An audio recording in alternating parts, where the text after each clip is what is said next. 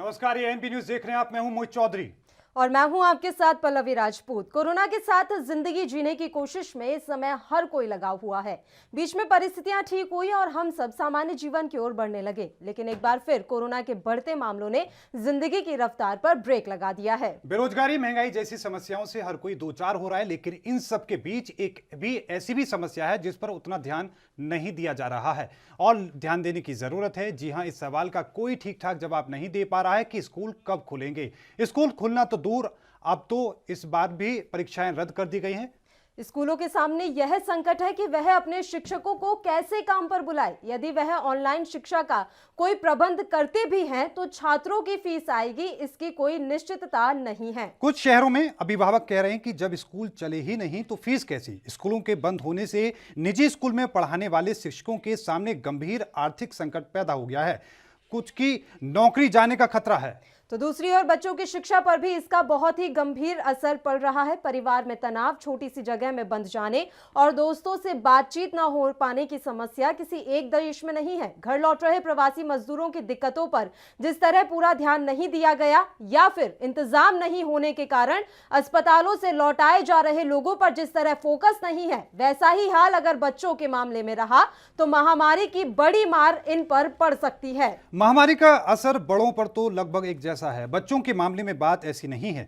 सामाजिक आर्थिक रूप से पिछड़े देशों के बच्चों पर ज्यादा असर पड़ रहा है। भारत जैसे देशों के गरीब इलाकों में रह रहे या फिर वंचित परिवारों के बच्चों पर सबसे बड़ी मार पड़ेगी। हमारे देश में चिंता यह है कि इन परिवारों के सामने रुपए पैसे का भीषण संकट आएगा। इसका असर बच्चों की बुनियादी जरूरतों पर पड़ेगा, मसलन खाना, साफ पानी, पढ़ाई लिखाई और सेहत की देखभाल के इंतजाम पर। ये ऐसी छिपी हुई समस्याएं हैं जिन पर समय रहते ध्यान देने की जरूरत है। इसलिए आज की हमारी इस खास पेशकश में हम यही बात करेंगे कि आखिर जब मंदिर खुले हैं तो शिक्षा के मंदिर बंद क्यों हैं? आखिर हर बार शिक्षा पर ही वार क्यों? और इस बीच उस वक्त की बड़ी खबर से भी आपको रूबरू करवा देते हैं।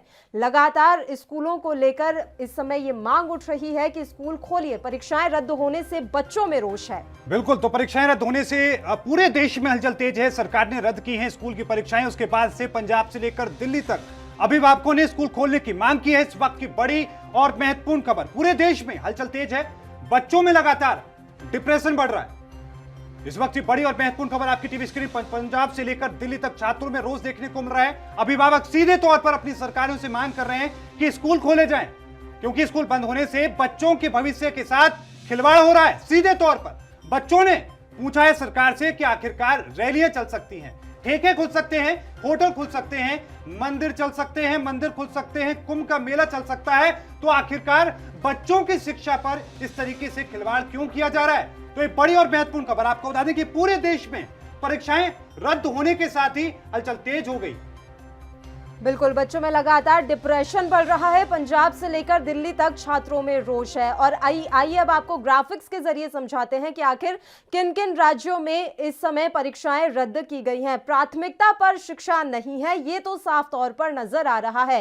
सीबीएसई 10वीं की परीक्षाएं रद्द कर दी गई हैं, तो वहीं 12वीं की परीक्षाएं फिलहाल के लिए टाल दी गई हैं। उसके लिए बाद में फैसला लिया जाएगा। बात राजस्थान की कर ले तो यहां पर भी 10वीं और 12वीं की बोर्ड परीक्षाएं स्थगित कर दी गई हैं। ये हम राज्य के बोर्ड वार आपको जानकारी दे रहे हैं। मध्य प्रदेश के बोर्ड की परीक्षाएं भी 1 महीने के लिए टल गई हैं। अब जून में परीक्षाएं होंगी। बिल्कुल, कोरोना की वजह से छत्तीसगढ़ में 10वीं की परीक्षा स्थगित कर दी गई। इसके साथ ही आपको यह भी बताते चलें कि लगातार महाराष्ट्र बोर्ड में भी 10वीं 12वीं की परीक्षाएं स्थगित कर दी गई हैं।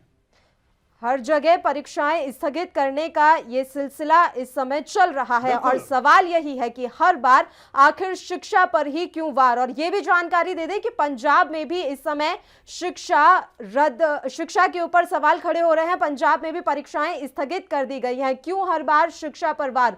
मोहित, ये सवाल लगातार बरकरार है कि हर बार शिक्षा के साथ ही समझौता क्यों करना पड़ रहा है। मोहित, बिल्कुल, लगातार देखिए जिस तरीके की तस्वीरें सामने आ रही है, ना सिर्फ बच्चे बल्कि जो अभिभावक हैं उसको लेकर चिंता जाहिर कर रहे हैं और सीधे तौर पर अपनी सरकारों से यह पूछ रहे हैं कि आखिरकार स्कूल कब खुलेंगे। क्यों आखिरकार हर बार यही होता है कि बच्चों की शिक्षा के साथ खिलवाड़ किया जाता है? क्योंकि जो अभिभावक है वो अपने बच्चों को संभालें या फिर रोजगार पर ध्यान दें। और इतना ही नहीं, लाखों की संख्या में जो परिवार निजी स्कूलों के भरोसे चलते हैं, स्कूलों के भरोसे चलते हैं, उनके घर का भी आर्थिक जो माहौल है वो लगातार खराब होता नजर आ रहा है। इसी के साथ आपको बता दें कि मांग लगातार तेजी के साथ उठ रही है पंजाब से लेकर दिल्ली तक कि आखिरकार स्कूल कब खुलेंगे।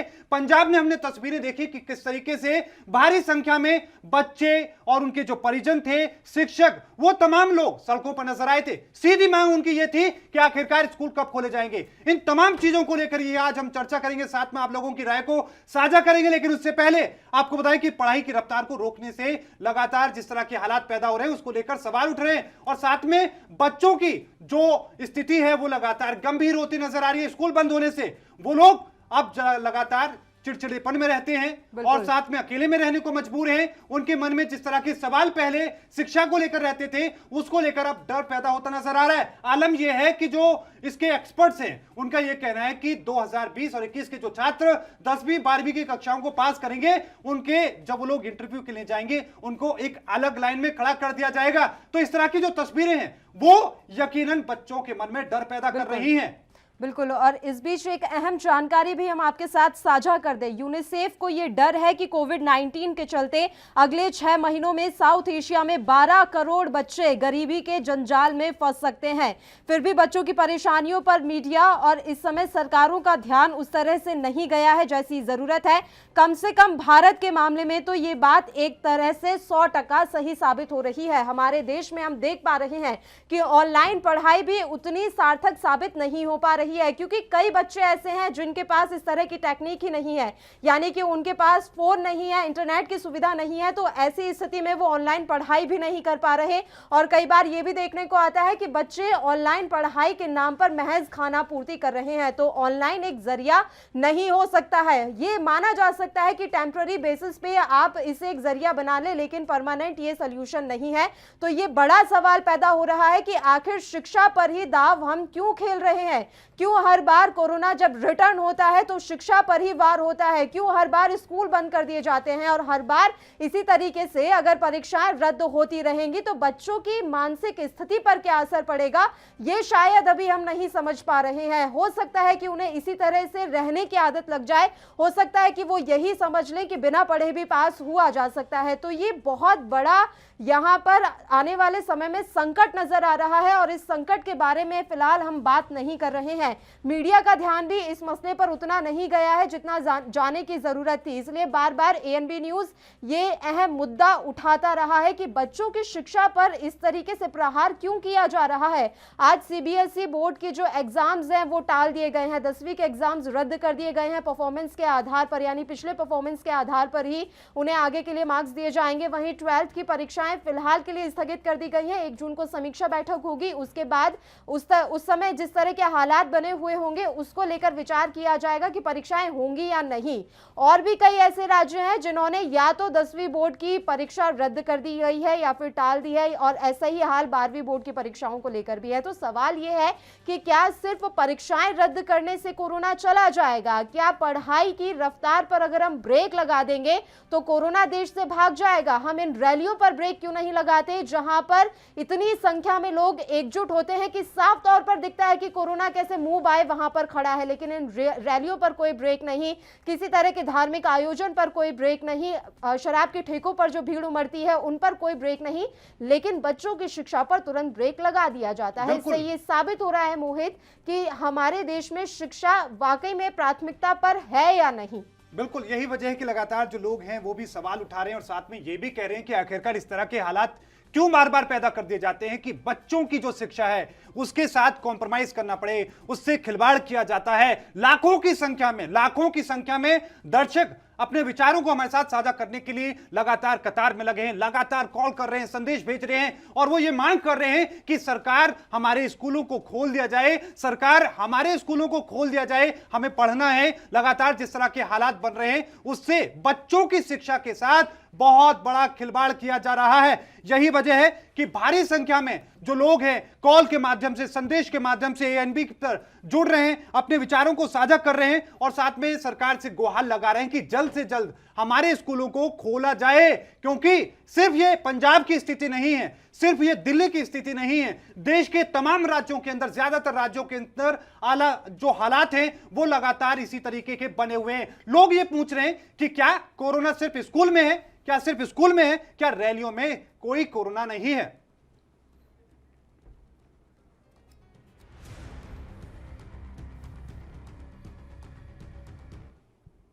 और इसी को लेकर हम चर्चा करेंगे। हमारे साथ आज की चर्चा में हिस्सा लेने के लिए हमारे साथ जगजीत सिंह धूरी हमारे साथ हैं, all India school private association के अध्यक्ष हैं। आपका बहुत बहुत स्वागत है। साथ में हमारे साथ अर्चना जी हैं, अभिभावक हैं, आपका भी बहुत बहुत स्वागत है एएनपी न्यूज पर। सबसे पहले धूरी साहब, रुख में आपका करना चाहूंगा, आज सरकार का बड़ा फैसला, उन्होंने रद्द की परीक्षाएं, लेकिन साथ में जो परिजन हैं, जो छात्र हैं, खासा नाराजगी जता रहे हैं, क्या कहेंगे सर?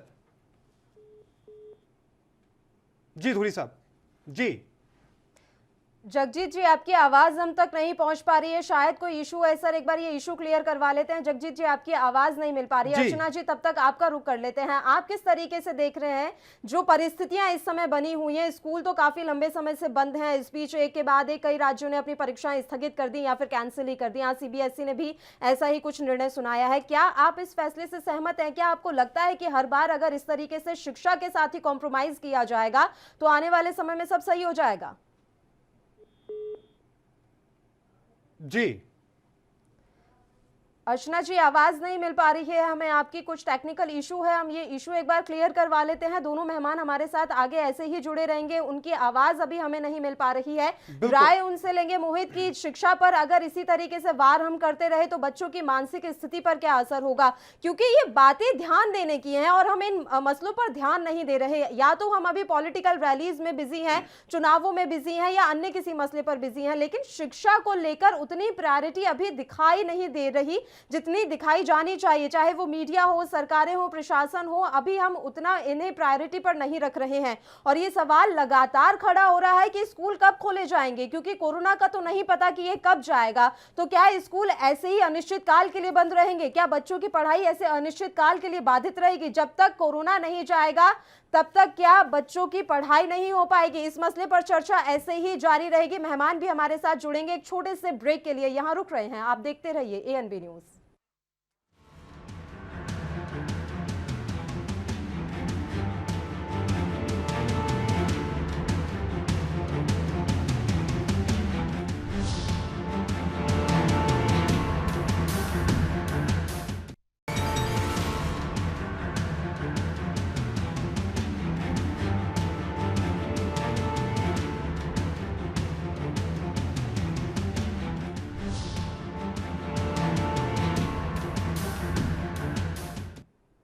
तो ब्रेक के बाद एक बार फिर से आप सभी का स्वागत है। लगातार सवाल यही कि आखिरकार बच्चों की शिक्षा के साथ खिलवाड़ क्यों हो रहा है। अर्चना गाबा जी, निजी स्कूल की प्रिंसिपल है, वो लगातार हमारे साथ बने हुई हैं, साथ में धूरी साहब भी हमारे साथ बने हुए हैं। अर्चना जी, सवाल ये कि जिस तरीके से अनाउंस किया गया सरकार के द्वारा कि परीक्षाएं रद्द की जाएंगी या टाली जाएंगी, उसके बाद से ही जो बच्चे हैं, जो अभिभावक हैं, खासा नाराज नजर आ रहे हैं। क्या कहेंगे मैम आप? मोहित जी, आप मेरी आवाज सुन पा रहे हैं? जी जी अर्चना जी। देखिए, अभिभावकों का नाराज होना जायज ही है। इतना सारा संघर्ष पेरेंट्स ने, टीचर्स ने, प्रिंसिपल्स ने मिलके इसीलिए तो किया है कि बच्चों की पढ़ाई का नुकसान ना हो, उनके लर्निंग गैप्स ना रहें। और स्पेशली ये जो बोर्ड क्लासेस हैं, सारे रिस्क के बावजूद पूरी प्रिकॉशंस को ध्यान में रखते हुए बोर्ड ने अलाउ किया, गवर्नमेंट ने अलाउ किया अक्टूबर से इनको स्कूल्स में बुलाना। हमने इनको बुलाया, उनकी रेगुलर क्लासेस लगाई all these 5-6 months. And let me tell you, क्या हम ये मैसेज देना चाहते हैं कि ये बच्चे इस लेवल तक आके 10th, 11th, 12th तक भी आके ये इस हद तक डिपेंडेंट होते हैं स्कूल पर कि अगर इन्होंने 220 की बजाय केवल 100 या 80 दिन स्कूल में बिताए हैं तो ये 220 दिन का सिलेबस कर नहीं पाएंगे? मतलब ये घर पे कुछ भी नहीं कर रहे थे। और क्या हम खुद भी, गवर्नमेंट भी ये मैसेज दे रही है कि ऑनलाइन क्लासेस से कोई लर्निंग नहीं होती? Because I believe that is a very very regressive step. ये हम पीछे की तरफ फिर जा रहे हैं, क्योंकि पूरी दुनिया तो हाइब्रिड लर्निंग और इवैल्यूएशन की बात कर रही है। बिल्कुल धूरी साहब, यही बात मैं आपसे समझने की कोशिश करूंगा कि जिस तरीके से सरकार इस तरह का रवैया अपना रही है, क्या आखिरकार वजह होती है कि हर बार जो बच्चों की शिक्षा के साथ इस तरह की लापरवाही बढ़ती जाती है? आप तमाम लोगों से बातचीत करते हैं, लेकिन इस तरह की स्थिति बनती है, क्या कहेंगे सर? जी देखिए, जो आज का जो फैसला है सेंट्रल गवर्नमेंट का और पंजाब गवर्नमेंट का, इससे जो स्कूल के टीचर्स हैं, प्रिंसिपल हैं, पेरेंट्स हैं और सभी नाराज हैं जी। उसका रीजन ये है, देखिए एक बच्चा नर्सरी से स्टडी करना शुरू करता है। थोड़ा इको प्लीज कम कर दीजिए। जी जी बिल्कुल सर। जी, तो जैसे बच्चा नर्सरी से स्टडी करना शुरू करता है तो उसके सारे एग्ज़ाम हैं, जो सभी एग्ज़ाम हैं वो स्कूल में होते हैं, ख़ास तौर पर सीबीएसई स्कूल्स के। तो कम से कम पेरेंट्स होते हैं, उनको ये होता है भी एक सर्टिफिकेट, एक एग्जामिनेशन जो सीबीएसई की तरफ से होता है वो 10th में मिनिमम होता है। तो उनको ऐसा लगता है भी एक ऐसी असेसमेंट होती है हमारे बच्चों की जिसके बेस पर वो आगे डिसीजन लेते हैं भी आगे इसको नॉन मेडिकल देना है, उसको मेडिकल करना है, उसको कॉमर्स करना है, जो ह्यूमैनिटीज करना है। तो वो चीज़ अभी ख़त्म हो गई है, क्योंकि बच्चों को ऐसे ही प्रमोट कर देना, तो आप ऐसा मानिए जो बहुत से बच्चे हैं उनको एक ऐसा माहौल क्रिएट हो जाएगा, ऐसी हैबिट बन जाएगी जी। और उनकी लाइफ में ये एक ऐसा पॉइंट रहेगा, जैसे आज तक हम जितने भी लोग हैं, जितनी भी हमारी एज है, कोई भी हमारे में से ऐसा नहीं है जिसके पास 10th का बोर्ड एग्जामिनेशन सर्टिफिकेट ना हो। बिल्कुल। इन बच्चों के पास अगर सर्टिफिकेट होगा तो उस पर क्या लिखा होगा ये आप समझ सकते हैं। बिल्कुल। ये कोविड-19 एग्जम्पशन सर्टिफिकेट लिखा होगा, उनको ऐसे ही प्रमोशन का सर्टिफिकेट मिलेगा, किस किस्म का सर्टिफिकेट मिलेगा। आज पूरे वर्ल्ड की सिंपैथी है जो कोविड के कारण बच्चों से भी है, टीचर्स से भी है, सभी से है। लेकिन आगे जब ये बच्चे बड़े होंगे तो जॉब्स लेंगे तो जो प्राइवेट सेक्टर है वो इनको अच्छी निगाह से नहीं देखेगा, क्योंकि उनको लगेगा ये बच्चे उस दौर के हैं जहां पर इन्होंने एग्जामिनेशन ही नहीं दिया और ऐसे ही प्रमोट हो गए जी। तो मुझे लगता है भी इन बच्चों का एग्जाम होना बहुत जरूरी था। ये जो डिसीजन है गवर्नमेंट का। धुरी साहब, एक कंफ्यूजन ये भी है, ये कहा गया है गवर्नमेंट की तरफ से कि देखिए पिछले परफॉर्मेंस के आधार पर हम आपको आगे प्रमोशन दे पाएंगे। अब मान लीजिए किसी की पुरानी परफॉर्मेंस उतनी अच्छी नहीं है लेकिन अब उसने प्रिपरेशन अच्छी की हुई हो, तो फिर किस तरह की स्थिति पड़ेगी और कितनी मेंटालिटी खराब हो जाती है एक बच्चे की, एक स्टूडेंट की। जी पल्लवी जी, देखिए जो आप बात बोल रहे हैं, पिछली परफॉर्मेंस किसने असेस की थी? स्कूल ने असेस की थी। तो अगर इनको ऐसा लगता था तो स्कूल को बोल देते भी भाई आप अपनी तरफ से बच्चों का एग्जामिनेशन कंडक्ट कर हमें आप मार्क्स भेजिए, तो कम से कम बच्चों को ये तो होता भी हमें असेस किया किया गया है। तो ऐसे माहौल में अगर उनकी परफॉर्मेंस पिछले आधार पर ही देनी है तो क्यों ना ये ड्यूटी जो है स्कूल्स को दी जाती, वो अपने तरीके से ऑफलाइन ऑनलाइन गाइडलाइंस की फॉलो करते हुए, क्योंकि बहुत सी स्टेट्स ऐसी भी थी जहां पर ये स्कूल्स खुले थे। हमारे भी पिछले 2 महीने ये खुले थे, तो उस दौर में कम से कम कुछ ना कुछ बच्चों को फीलिंग तो आती, पेरेंट्स को फीलिंग तो आती कि हमारे बच्चों ने एग्जाम दिया है। इससे अच्छा तो जो नर्सरी से लेकर 9th स्टैंडर्ड तक के बच्चे हैं जिन्होंने कम से कम ऑफलाइन या ऑनलाइन एग्जामिनेशन तो दिया है, उनके पेरेंट्स को ये संतुष्टि तो है भी हमारे बच्चे जो ऐसे पास नहीं हुए, कम से कम वो एग्जाम देकर पास हुए हैं। ये तो बहुत ही कमाल हो गया भी 10th में बच्चों को ऐसे ही प्रमोट कर दिया। बोर्ड एग्जाम्स तो काफी इंपॉर्टेंट होते हैं, बोर्ड एग्जाम्स जितना मायने रखते हैं एक बच्चे के लिए, हम देख रहे हैं कि उन्हीं परीक्षाओं को यहाँ खत्म किया जा रहा है। अर्चना जी, आप एक स्कूल के प्रिंसिपल हैं, मैं आपसे समझना चाहती हूँ, हम भी तस्वीरें देख रहे हैं और दिखाते भी हैं कि स्कूल पूरी तरीके से तैयार है, तमाम वहां पर व्यवस्थाएं की जा रही हैं, ऐसा नहीं है कि वहां जाते ही किसी को कोरोना हो जाएगा। तो ऐसे में क्या गवर्नमेंट को या प्रशासन को विश्वास नहीं है स्कूलों पर कि स्कूल उतना प्रबंध कर पाएंगे बच्चे को बचाने के लिए? बिल्कुल अर्चना, इसमें एक चीज एक ये भी है कि जिस तरीके से पंजाब के हालात हैं, पंजाब में हालांकि कोरोना को लेकर इस तरह की स्थिति नहीं है जैसी कि महाराष्ट्र की हम बात करें, बावजूद इसके जो पंजाब सरकार है या फिर केंद्र सरकार इस तरह की जो लापरवाही कर रही है, खिलवाड़ कर रही है बच्चों के साथ। सर ये बहुत ही अफसोसजनक फैसला है अगर आप मुझसे पूछ रहे हैं। उसका कारण ये है कि पहले से ही सारे बोर्ड्स ने अपने ये प्रिकॉशनरी मेजर्स लेते हुए एग्जामिनेशन सेंटर्स की गिनती बढ़ा दी थी। बहुत स्ट्रिक्ट इंस्ट्रक्शंस हमारे पास ऑलरेडी आ चुकी थी कि एक कमरे में 12 से ज्यादा बच्चे नहीं बैठेंगे। एंड एज यू नो हर बोर्ड के हिसाब से अदरवाइज एक कमरे को 25 बच्चों के हिसाब से ही स्पेस किया होता है स्कूल्स में, जो एफिलिएशन बायलॉज के अकॉर्डिंग, उसमें से केवल 12 ही बच्चे एक रूम में बैठेंगे। तो इससे ज्यादा हम क्या सोच रहे हैं? और उससे बड़ी बात क्या है, ये चीज इस तरफ इशारा करती है एज एन एजुकेटर मैं हमेशा ये समझती हूँ कि अगर मुझे अपनी क्लास के लिए या अपने स्कूल के लिए कुछ नियम बनाने हैं तो मैं किस तरह के बिहेवियर को इनकरेज करूं ताकि सही नियम अपनी जगह पे हो। ठीक है, एक तरफ तो हम नेशनल टेस्टिंग एजेंसीज बना रहे हैं, जी। एक तरफ हम ये कह रहे हैं कि हम सारे कॉम्पिटिटिव एग्जाम्स को ऑनलाइन करने जा रहे हैं। तो ये ऐसा क्या हो गया, क्या हम ये समझते हैं कि एक साल पूरा ऑनलाइन पढ़ के भी ना हमारे बच्चे, ना हमारे स्कूल्स, ना हमारे पेरेंट्स ये एश्योर कर सकते हैं कि उन बच्चों का बोर्ड एग्जामिनेशन हो? सर, मैंने 1984 में 10th किया है, कर्फ्यूज थे उस टाइम पे, आप जानते हैं पंजाब के कैसे हालात थे। इसके बावजूद भी हमारे बोर्ड्स कैंसिल नहीं हुए थे, लेट हुए थे, कैंसिल नहीं हुए थे। हालांकि मैं समझती हूँ वो स्थिति इससे ज्यादा खतरनाक थी, क्योंकि इन्फेक्शंस तो हम जो रेट ऑफ फर्टिलिटी देख रहे हैं, रेट ऑफ इन्फेक्शन देख रहे हैं बच्चों में, वो तो मैनेजेबल है जी। ये तो मतलब ये मेरा डेटा नहीं है, ये WHO का और हमारे अपने देश का डेटा ये बताता है कि वो मैनेजेबल है। और दूसरी तरफ अब आप ये देखिए कि क्या बच्चे घरों पे बैठे हैं, बच्चों में तो ये कोई रिस्ट्रिक्शंस तो गवर्नमेंट ने लगाई है नहीं। जो मदर्स हैं उनके लिए बसेस फ्री हो गई हैं, तो आप बस स्टॉप पे देखिए, मदर्स को है कि अब तो घर पे ही है बच्चे, ऑनलाइन क्लास तो वो कहीं से भी लगा सकता है। तो बसेस में without any sanitization, without any precaution, the crowded buses are going. अभी भी हम तस्वीरें देखते हैं, जगह जगह भीड़ नजर आती है। वहां के लिए कोरोना नहीं होता, लेकिन बच्चों की शिक्षा के लिए कोरोना हो जाता है। धुरी साहब, बड़ा अजीब लगता है ये तस्वीरें जब हम देखते हैं कि कुंभ चल रहा है, वहां पर कोई दिक्कत नहीं है, रैलियां चल रही हैं, वहां पर कोई दिक्कत नहीं है, और ये बात जब कही जा रही है कि कोरोना के कारण हम भाई स्कूल नहीं खोल रहे हैं, कोरोना कब जाएगा, इसका जवाब किसके पास है? क्या सरकार के पास है? WHO के पास नहीं है इसका जवाब तो कि कोरोना कब जाएगा। तो क्या ऐसे ही अनिश्चित काल के लिए स्कूल बंद रहेंगे और ऐसे ही बच्चों को हम प्रमोशन देते रहेंगे? धुरी साहब, इसका हल है जी, इसका हल है जो गवर्नमेंट बता रही है, जो स्टेट गवर्नमेंट्स और सेंट्रल गवर्नमेंट बता रही है।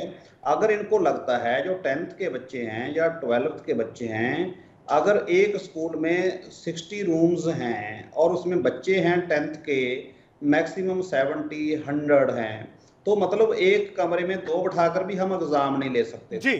बाकी गवर्नमेंट ने एक ऑप्शन भी तो बताई हुई है ना, आप मैरिज पैलेस में ले लो, आप हाथों में ले लो, आप कुंभ के मेले में ले लो, आप धार्मिक संस्थानों में ले लो। आपसे जवाब लेंगे सर, आपसे जवाब लेंगे, माफ कीजिएगा, बस एक छोटे से ब्रेक के लिए हमें यहाँ रुकना है, फौरन हाजिर होंगे।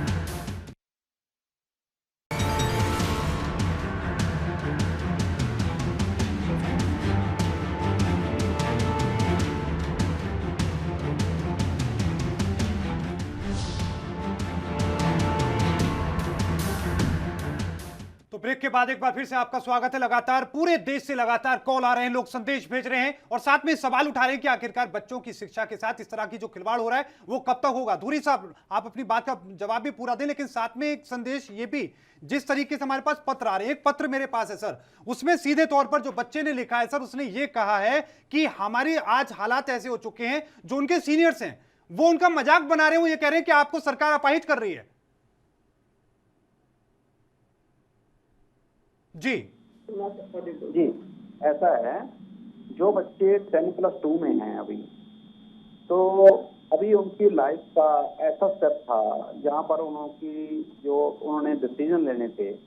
किसी ने जहां पर हायर स्टडी करनी थी, किसी बच्चे ने फॉरेन कंट्री में जाना था, तो उनका जो एग्जामिनेशन होता है वो आप जानते हो भी मार्च अप्रैल में खत्म हो जाता है जी।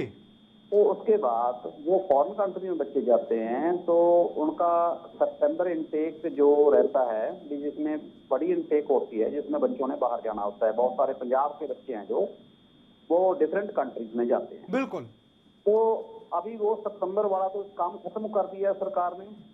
अगर ऐसा डिसीजन लेना ही था, बच्चों को प्रमोट करना ही था, तो जी 10+2 के बच्चे क्यों नहीं? तो सरकार ने, CBSE ने जो अभी सर्कुलर भेजा है उसमें लिखा गया है कि 1 जून को हम डिसीजन लेंगे भी क्या स्थिति है, उसके बाद 15 डेज का हम नोट्स देंगे भी एग्जामिनेशन का। ये भी आपने पहले ही बोल दिया है, किसी को पूरे वर्ल्ड में ये नहीं पता भी ये कब तक कोरोना चलेगा, इसके साथ जीना होगा, इसके साथ रहना होगा। तो अब ये भी नहीं पता है भी ये कोरोना है जो अभी जो दिखा रहे हैं जो डाटा, ये सितंबर तक चलेगा, अक्टूबर तक चलेगा, दिसंबर तक चलेगा। उसके बाद 15 डेज का नोट्स देंगे, उसके बाद एग्जामिनेशन लेंगे, उसके बाद उसको चेक करेंगे।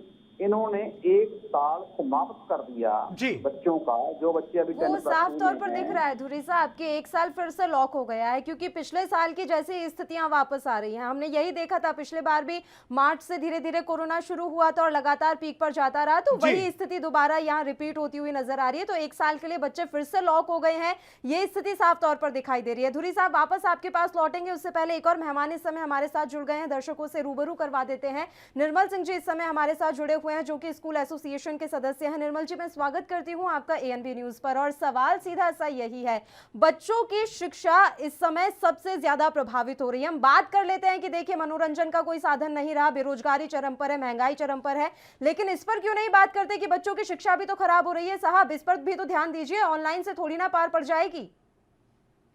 मुझे ये लगता है जो गवर्नमेंट का अब ये निर्णय आया है, ये निर्णय इस बात के लिए लोगों को और बच्चों को ये बताता है कि शिक्षा जो है उस पर गवर्नमेंट का ध्यान कहीं पर भी नहीं है। गवर्नमेंट जो ध्यान कर रही है वो एक स्कूलों को बंद करके और स्कूलों के बच्चों की पढ़ाई को बंद करके और सभी संस्थानों को, रैलियों को, जहाँ भी और भीड़ें होती हैं वहाँ कोरोना नहीं आता। क्या सिर्फ स्कूलों में आता है? जहाँ डिसिप्लिन बहुत ज़्यादा होता है वहीं पर कोरोना आता है। मुझे नहीं लगता कि बोर्ड की परीक्षाओं को रद्द करना चाहिए और आगे बढ़ा देना चाहिए। ये परीक्षाएं अभी होनी चाहिए और तुरंत प्रभाव से होनी चाहिए।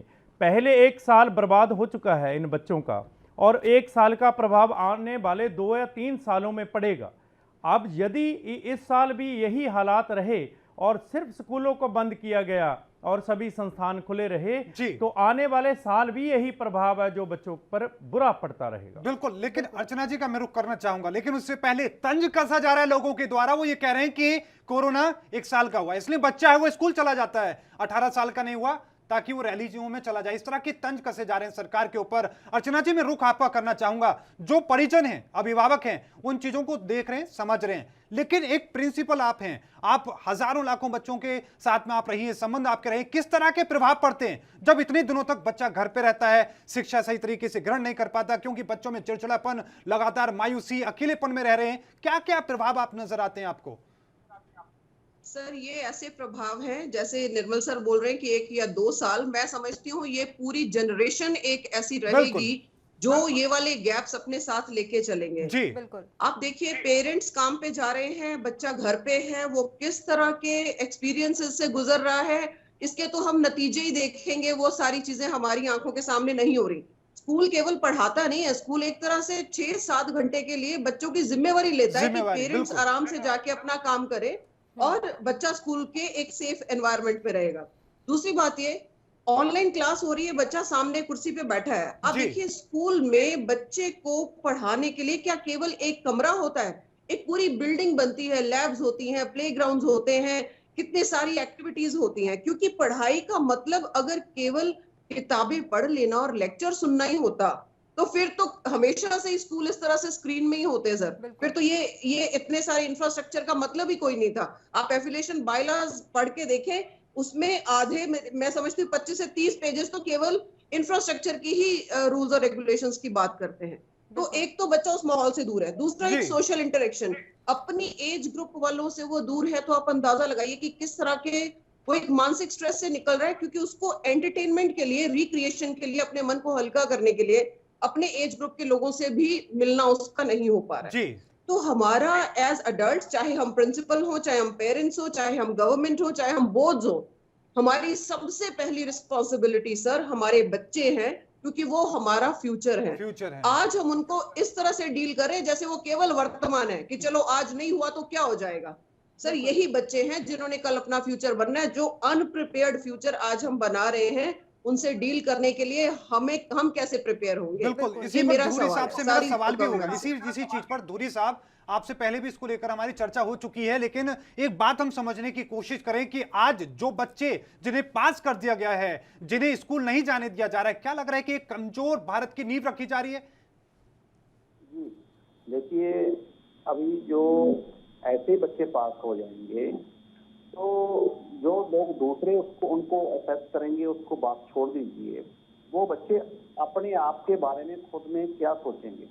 जैसे हम लोग बड़े हुए हैं तो मोस्टली 80% लोगों ने 5th board examination, 8th board examination, 10th board examination face किया है। तो जब हम 4th में होते थे तभी से पेरेंट्स कहना शुरू कर देते थे 5th में आपका बोर्ड एग्जामिनेशन है, जी, आप अच्छे से तैयारी करो, प्रिपेयर करो। 7th में 8th का बोलने लग जाते थे, 9th में 10th का बोलने लग जाते थे। तो एक कहीं ना कहीं पेरेंट्स के दिमाग में, बच्चों के दिमाग में, टीचर्स के दिमाग में, स्कूल्स के दिमाग में ये बात होता था भी हमने बच्चों को बोर्ड एग्जामिनेशन में अच्छा परफॉर्म कराना है। जी। मुझे लगता है इस सदी में ये पहला ऐसा हादसा होगा जिसमें बोर्ड एग्जामिनेशन का एग्जाम नहीं होगा।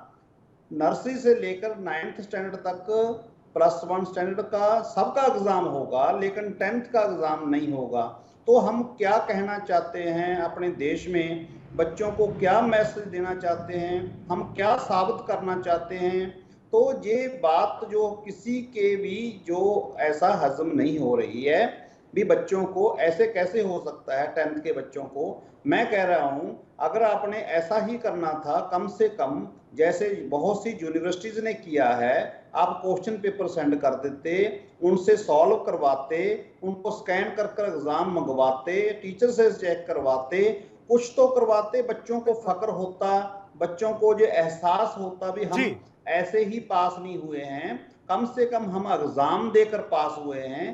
तो ऐसी भावना है जो 10th स्टैंडर्ड के लिए वो बहुत खतरनाक है, और ये स्कूल्स के लिए भी है। और ये अब ऐसा मानिए भी आप 10th स्टैंडर्ड के बच्चे हैं जो वो आज बहुत खुश होंगे क्योंकि वो नादान हैं, वो उनको समझ नहीं है। वो हो सकता है वो ऐसी भी अरदास करें भी ऐसे ही कोरोना निकल जाए, 2 साल वो +2 भी कर जाए ऐसे। नहीं, बहुत तो सारे लोग हैं मेरा सर, बहुत सारे कहने का- लोग हैं फोन के माध्यम से भी, अपने पत्र लिखकर, संदेश के माध्यम से जो छात्र हैं वो नाराजगी व्यक्त कर रहे हैं। निर्मल जी का मैं रुख करूंगा, लेकिन उससे पहले अर्चना जी एक बात समझने की कोशिश करूंगा। बहुत सारे कंपटीशन के एग्जाम होते हैं, यूपीएससी, सिविल से, चाहे आईआईटी की हम बात करें या पीएमटी की हम बात करें, क्या लग रहा है कि ये छात्र वहां नहीं बैठ पाएंगे, वहां नहीं पहुंच पाएंगे, और सीधे तौर पर ये लिख दिया जाएगा, नोट बड़ा बड़ा लिख दिया जाएगा कि वो छात्र जो 2021 में पास आउट हुए थे 10th या 12th, उन लोगों को एग्जाम नहीं दिया जाएगा, वो लोग इसमें हिस्सा नहीं ले सकते। सर देखिए, वो तो ये होंगे क्योंकि कोचिंग सेंटर्स थोड़ी बंद है जी। बात तो वही है ना कि हम किस चीज को एनकरेज कर रहे हैं अपने देश में और हम किस चीज को डिस्करेज कर रहे हैं। बात तो देखने की वो है।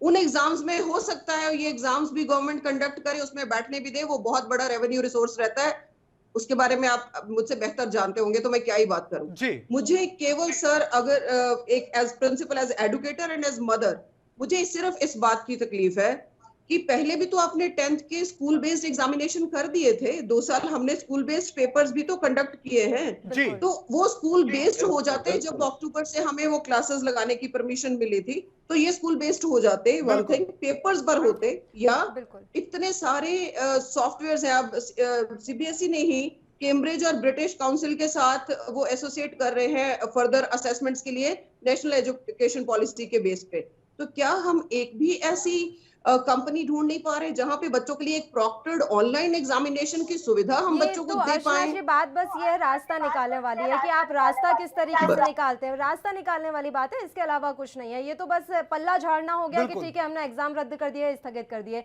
रास्ता यहाँ कोई नहीं निकालना चाह रहा है। इच्छा शक्ति की कमी है, वो साफ तौर पर दिखाई दे रहा है। निर्मल जी आपका रुख करूंगी, एक और समस्या यहाँ पर है जिस पर भी किसी का ध्यान नहीं जा रहा, उस समस्या का एक बार मैं यहाँ ध्यान आकर्षित जरूर करना चाहूंगी। निजी स्कूल जो चलाए जा रहे हैं सर, उनको कितना बड़ा लॉस हो रहा है। हम ये तो देख ही नहीं रहे हैं कि निजी स्कूल में जो बेचारे अध्यापक लगे हुए हैं, लंबे समय से वो बच्चों को शिक्षा दे रहे हैं, उनकी सैलरी कैसे जाती होगी, उनके ऊपर कितना बड़ा रोजगार का संकट है। वहां पर सफाई कर्मचारी काम करते हैं, छोटे छोटे पदों पर लोग लगे होते हैं, उनके रोजगार के लिए सरकार क्या कर रही है? ये बात तो तब होनी चाहिए सर कि सरकारी अध्यापक जो है उनकी भी आपने वेतन रोक दिया, उनकी भी सैलरी रोक दी, तब समझ में आएगा ना कि निजी स्कूल वाले जो अध्यापक हैं उन पर कितना इस समय बोझ पड़ रहा है, वो किस तरीके से अपनी रोजी रोटी चला रहे होंगे। निर्मल जी। बिल्कुल निर्मल जी, इसमें एक छोटी सी बात मेरी ये भी कि सिर्फ उन लोगों का जो परिवार इससे जुड़े हैं, सिर्फ उनका नहीं बल्कि उनके परिवारों का, और साथ में ये कि राज्य का जो आर्थिक जो आवंटन होता है, आर्थिक जो पैसा उनको आता है, जीडीपी जो होती है देश की, उस पर भी असर पड़ेगा? बहुत बड़ा असर पड़ेगा। मैं आपको एक तथ्य के साथ आपको बताना चाहता हूं कि पंजाब में टोटल जितना शिक्षा के विभाग में गवर्नमेंट जॉब दे रही है उससे डबल जॉब है जो प्राइवेट एजुकेशन दे रही है। यकीनन 12 लाख से 12.5 लाख हम अंदाजा लगा रहे हैं अभी प्राइवेट एजुकेशन जो वो रोजगार दे रही है पंजाब में जी। सिर्फ पंजाब की बात करूं तो 1.5 लाख बसें और 3 लाख उसमें ड्राइवर कंडक्टर और लेडी जो अटेंडेंट होती है 1.5 लाख लाएगी, तो 4.5 लाख तो हमारे ट्रांसपोर्ट विभाग में जो लोगों के चूल्हे हैं वो बंद पड़े हैं। बिल्कुल 15 लाख से ऊपर हो गया। इतना बड़ा रोजगार का जो साधन बना हुआ है वो उसको तहस नहस कर देना, ये गवर्नमेंट की बड़ी मुझे चाल लगती है कि वो चाहती है कि आने वाले दिनों में जो शिक्षा का फैलाव हो रहा है उसको रोका जाए और लोगों को उनको उन शिक्षा से पीछे धकेला जाए। और मैं एक बात इसके साथ जोड़ना चाहता हूं, आप एक डॉक्टरों की टीम है उसको नियुक्त कीजिए। मैं पंजाब गवर्नमेंट से और सेंट्रल गवर्नमेंट से अपील करता हूं, और बच्चों को घरों में जाइए और उनको देखिए भी कितनी साइकोलॉजिकल बीमारियों के वो पीड़ित हो रहे हैं घर रह के। ये बहुत बड़ा प्रश्न है, प्रश्न चिन्ह है जो हमारी आने वाली नस्लों पे इसका असर पड़ रहा है। इसका ध्यान देखो, रोजगार और साइकोलॉजिकली इल हम अपने बच्चों को कर रहे हैं। दो बातें, ये रोजगार इतना बड़ा और स्कूलों का जो स्टडी सिस्टम है, इतना बड़ा इंफ्रास्ट्रक्चर जो इन्होंने बनाया हुआ है उसको तहस नहस करने के लिए गवर्नमेंट का ये एक मुझे बहुत बड़ा जो मनसूबा लगता है। देखिए, गवर्नमेंट को ध्यान देना चाहिए, इस पर कोई दो राय नहीं है, लेकिन सिर्फ अभी सरकार जो है सरकारी स्कूलों पर शायद ज्यादा ध्यान दे रही है, प्राइवेट स्कूलों पर उतना ध्यान जा नहीं रहा। इस मसले पर चर्चा सर ऐसे ही जारी रहेगी। एक छोटे से ब्रेक के लिए और यहाँ रुक रहे हैं, फौरन हाजिर होंगे।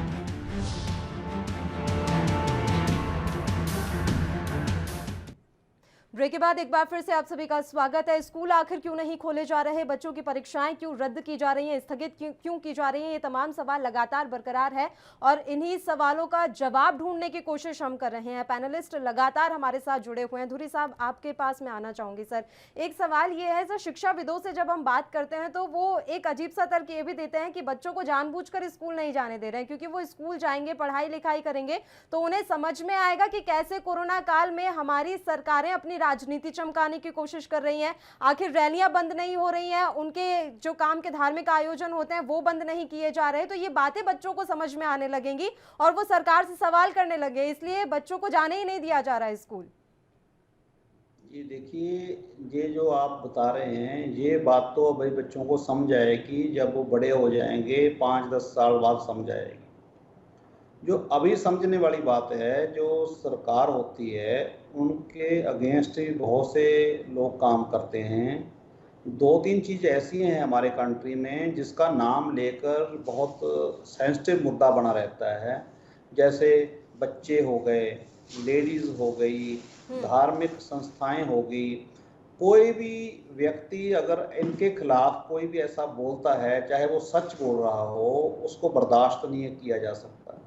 तो अगर सरकार स्कूल खोल देती है तो सरकार को तब भी खींचने वाले बहुत लोग होंगे, अगर नहीं खोल रही तब भी खींचने वाले बहुत लोग हैं, इसमें कोई शंका नहीं है, क्योंकि हम एजुकेशन से जुड़े हुए लोग हैं। हम जो बात होगी सच बोलेंगे। जैसे कल देखो, एक स्कूल में अगर 10 लोग 20 लोग इकट्ठे हो जाएं तभी वीडियो बन जाएगी, वायरल हो जाएगी, आप चैनल वाले लोग वहां पर पहुंच जाएंगे।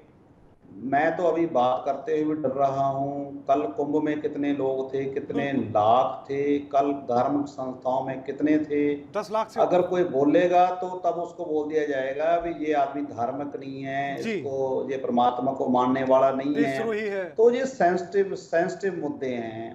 तो मेरा तो यही कहना था, इसलिए मैंने ये बोला था भी अगर सरकार को लगता है ये धार्मिक संस्थाओं में कोरोना नहीं आता या कुछ ऐसे विशेष जो स्थान है वहाँ पर नहीं आता, तो वहाँ पर एग्जाम ले लेते।